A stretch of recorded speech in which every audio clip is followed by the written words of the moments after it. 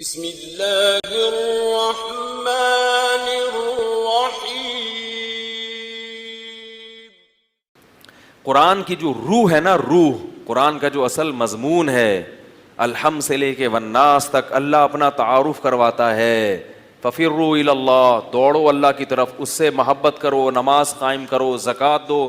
زکوٰۃ کی روح کیا ہے؟ روح زکوٰۃ کی کہ محتاجوں کی ضرورت پوری ہو۔ آج اس روح کو نہیں دیکھا جاتا، فارمیلٹی پوری کی جاتی ہے۔ یہ بھی اہم مسئلہ میں نے کئی دنوں سے سوچا ہوا تھا، بتاؤں گا۔ دیکھو میرے پاس کالز آ رہی ہیں، ایک صاحب کے پاس نہ سونا ہے نہ چاندی ہے، ڈیفنس میں 1000 گز کا بنگلہ تو ہے مگر وہ ضرورت کا ہے، اپنے بیٹے کو ڈاکٹر بنا رہے ہیں، اس کی فیسوں کے ان کے پاس پیسے نہیں ہیں، ان کو ہم زکوٰۃ دینا چاہتے ہیں۔ اب فقہی لحاظ سے تو وہ غریب ہیں، کیونکہ مکان وہ استعمال کا ہے اور سونا چاندی بھی نہیں ہے، لیکن اللہ کے بندو ضرورت مند، بولو بھائی ٹھیک ہے، ان کو دو گے تو فقہی لحاظ سے تو زکوٰۃ ادا ہو جائے گی، بھائی نصاب نہیں ہے، لیکن زکوٰۃ کا مقصد پورا، ادھر لوگوں کے پاس کھانے کو روٹی نہیں ہے اور ڈاکٹر بننے کے لیے کیا کر رہے ہیں؟ لوگوں سے زکوٰۃیں لے رہے ہیں۔ آپ کہہ سکتے ہیں ڈاکٹر بننا بھی تو ضروری ہے مگر ان کے بیٹے کے لیے ضروری نہیں ہے۔ قوم میں کچھ تعداد ڈاکٹروں کی ہونی چاہیے جو ضرورت سے الحمدللہ کافی زیادہ چل رہی ہے۔ میڈیکل کالجز میں ایڈمیشن کے لیے سیٹیں نہیں ہیں، بھر جاتی ہیں سیٹیں، اتنے لوگ ہیں۔ کسی زمانے میں اگر ڈاکٹروں کا قحط پڑ جائے کہ ڈاکٹر مارکیٹ سے شارٹ ہو جائیں، پھر ہم کہیں کہ یار کچھ لوگوں کو زکوٰۃ دے کے ڈاکٹر بنا دو تو بات سمجھ میں آتی ہے۔ ابھی ڈاکٹر بننے کے لیے بہت لوگ ہیں جن کے پاس اربوں کروڑوں روپے ہیں، وہ اپنے بچوں کو اپنے پیسوں سے پڑھا سکتے ہیں۔ آپ کے پاس اگر پیسے نہیں ہیں تو آپ اپنے بچے کو ڈاکٹر بنانے کی کوشش نہ کریں، اگر کرنی ہے تو پیسے کمائیں اور فیسیں بھریں۔ بھیک مانگ مانگ کے کتنا برا عمل ہے لوگوں کے سامنے ہاتھ پھیلانا۔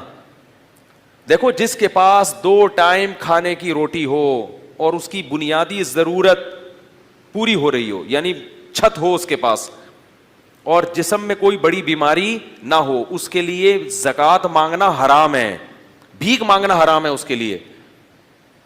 تو اس لیے کوئی حج کرا رہا ہے زکوٰۃ کے پیسوں سے، عمرے کرا رہے ہیں لوگ۔ آج کال آئی کسی کی کہ وہ عمرہ کرانا چاہتے ہیں ہم زکوٰۃ۔ کیوں کرا رہے ہو بھائی؟ عمرہ کرنا فرض ہے؟ حج کرنا فرض ہے کیا؟ اگر وہ غریب ہے تو حج فرض نہیں ہے، جب پیسہ آئے گا تو کر لے۔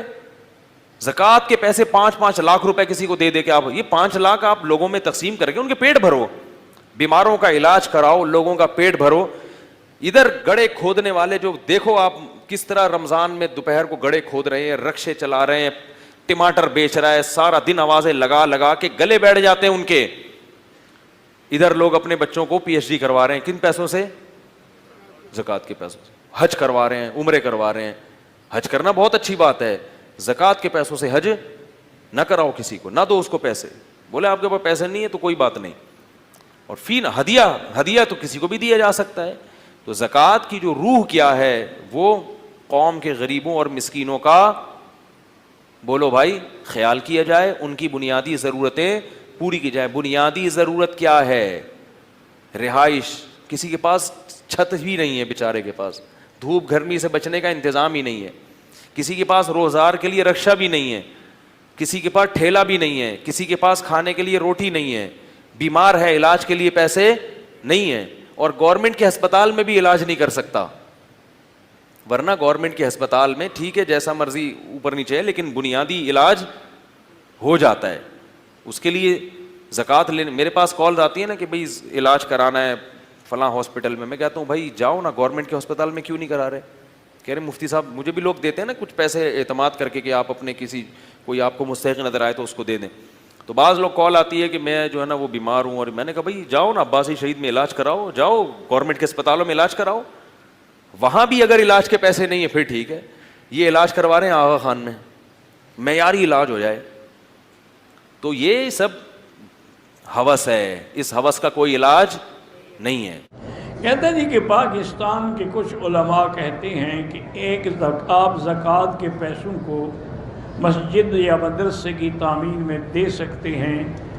میرا بھائی کون سے علماء کہتے ہیں؟ کسی کا نام تو لکھ دیتے نا مہربانی کر کے۔ پاکستان کے علماء کہتے ہیں، کون؟ یہ تو متفق علیہ مسئلہ ہے. ایک قرآن کا مسئلہ ہے کہ زکوٰۃ جو ہے اس کی مد معین ہے.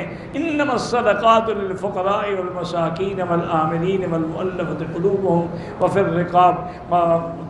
تو اس کے علاوہ کسی دوسری جگہ پیسہ لگ ہی نہیں سکتا، نہ تعمیر میں، نہ مسجد میں، نہ مدرسے میں، نہ ہسپتال میں، نہ کسی چیز میں. کوئی علماء نہیں کہتے یہ آپ نے خود گھڑا ہوا ہے، یا جو داڑھی رکھ لے تمہارے نزدیک وہ مولوی ہوتا ہے. یہ تو قرآن کا مسئلہ ہے، اس کا کون انکار کر سکتا ہے؟ اللہ کے بندے. ہاں ایک طریقہ مدرسوں والے کرتے ہیں کہ مثلا مدرسے میں کوئی تعمیر کی جگہ تو وہ زکوٰۃ کے پیسے طلباء کو دے دیتے ہیں، چونکہ زکوٰۃ میں یہ بھی شرط ہے کہ تملیک ہو، یعنی اس کو مالک بناؤ پیسوں کا. اگر تم نے مالک نہیں بنایا تب بھی زکوٰۃ ادا نہیں ہو. وہ پیسے طلباء کو دے دیتے ہیں، بھی اب یہ تمہارے ہیں بھائی تم چاہو تو مدرسے میں لگا دو، نہ چاہو تمہاری مرضی. اور اگر طالب نہ لگائیں تو ان پہ سختی بھی نہ کریں، اگر خوشی سے لگا دیں تو ٹھیک ہے. اچھا بعض مدرسوں میں ایک اور بھی میں نے دیکھا تھا، یورپ میں بھی دیکھا، امریکہ میں بھی دیکھا، افریقہ میں بھی دیکھا، ان لوگوں نے بھی ایک اچھا طریقہ کیا ہوا ہے.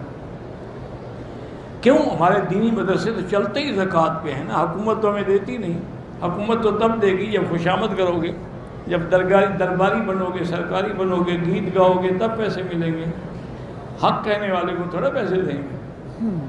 تو وہ یہ کرتے ہیں کہ جتنا زکوٰۃ کا پیسہ آتا ہے نا، انہوں نے طلباء کا وظیفہ مقرر کر دیا ہے. 5,000 روپے طالب کا وظیفہ ہے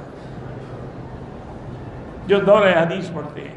چھوٹی کتابوں والے ہیں 3,000 روپے، اس سے چھوٹی والے ہیں 2,000. وہ سارا پیسہ ان کو دے دیتے.